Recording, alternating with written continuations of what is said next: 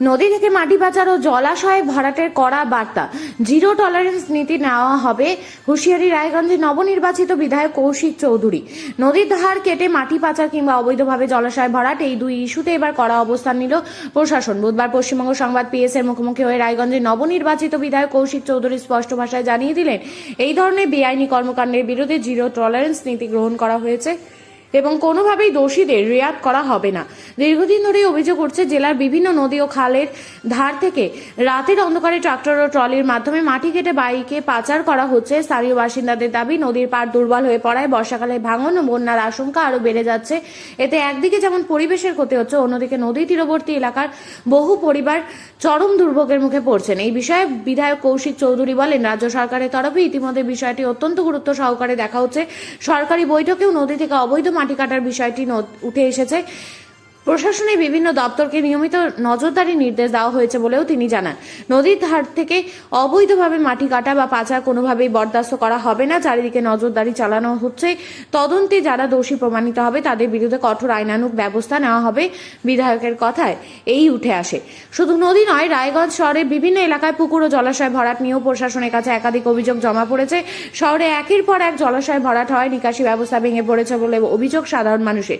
সামান্য বৃষ্টিতে জল জমে যাচ্ছে বহু এলাকায়। পরিবেশবিদদের মতে, জলাশয় ধ্বংসের ফলে শহরের স্বাভাবিক বাস্তুতন্ত্র মারাত্মকভাবে ক্ষতিগ্রস্ত হচ্ছে। এই অভিযোগ প্রসঙ্গে বিধায়ক কড়া হুঁশিয়ারি দিয়ে বলেন, প্রতিটি অভিযোগ খতিয়ে দেখা হচ্ছে। তদন্ত ইতিমধ্যে শুরু হয়েছে। যারা বেআইনিভাবে জলাশয় ভরাটের সঙ্গে যুক্ত তাদের বিরুদ্ধে কঠোর ব্যবস্থা নেওয়া হবে। পাশাপাশি ভরাট হয়ে যাওয়া পুকুর ও জলাশয় পুনরুদ্ধারের দিকেও জোর দেওয়া হবে বলে আশ্বাস দেন তিনি। স্থানীয়দের একাংশের মতে, প্রশাসনের এই কড়া অবস্থান বাস্তবে কার্যকর হলে বহুদিনের সমস্যা থেকে মুক্তি মিলতে পারে। এখন দেখার, মাটি মাফিয়া ও অবৈধ ভরাট চক্রের বিরুদ্ধে প্রশাসনের মেরামতি হবে যেটা বলছেন, সেইটা থেকেও বড় কথা যে নদীর মাটি একদম 100 মিটারের ভেতরে মাটি কেটে সাফ করে দেওয়া হচ্ছে। কোনো রকম কোনো প্রোটেস্ট করছে না। গ্রামবাসীরা অতিষ্ঠ যে রাতারাত ট্রলি করে মাটি মাফিয়ারা মাটি কেটে নিয়ে চলে যাচ্ছে। বহুবার বিএলআরওকে বলা সত্ত্বেও, এসডিএলআরওকে বলা সত্ত্বেও কোনো কাজ হচ্ছে না। কি বলবেন? না, এই অভিযোগগুলো বারবার করে উঠে আসছে। তো আমরা সরকারি যে আমাদের মিটিং হয়েছিল সেখানেও আমরা বলেছি। তো এই ব্যাপারে আমাদের জিরো টলারেন্স নীতি, আমরা সুনির্দিষ্ট অভিযোগ এলে নিশ্চয়ই আমরা সেগুলো তদন্ত হবে এবং সেগুলো আমরা দেখব। এই ব্যাপারে আমরা প্রচণ্ডভাবে আমাদের ভিজিট চলছে।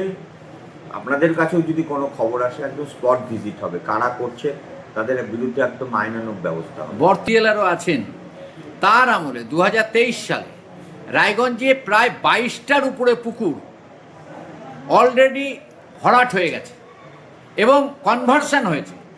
সেই জায়গায় এসডিএলআরও এখন আমাদের সাংবাদিকদের চাপে পড়ে এবং এই ডবল ইঞ্জিন সরকারের চাপে পড়ে তিনি বলছেন যে এগুলো রিকভারি হবে। আদৌ কি রিকভারি হবে? নিশ্চয়ই রিকভারি হবে। প্রসেস শুরু হয়ে গেছে, সবার কাছে নোটিশ পৌঁছচ্ছে যারা এইরকম ভাবে পুকুর ভরাট করেছে। কিন্তু এই যে বিলবাড়িতে তো অলরেডি সংখ্যালঘু সম্প্রদায় 5-6 জন বাড়ি করে ফেলেছে।